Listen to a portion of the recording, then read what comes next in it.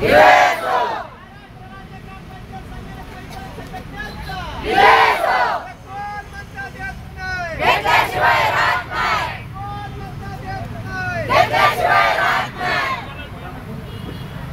एक सांगा, तुम्हाला पगार किती देतात? 6,930. तुम्ही ग्रामपंचायतीमध्ये सगळे संगणकाचं काम करता, बरोबर? आता वाकडला जर आपण गेलो आणि वाकडला जर एखाद्या संगणक मधून काम करणाऱ्या विद्यार्थ्याला किंवा विद्यार्थ्यांना आपण विचारलं तर त्यांना मला वाटतं 4 लाखाचं पॅकेज, 8 लाखाचं पॅकेज असं देतात प्रायव्हेट कंपन्या, बरोबर ना?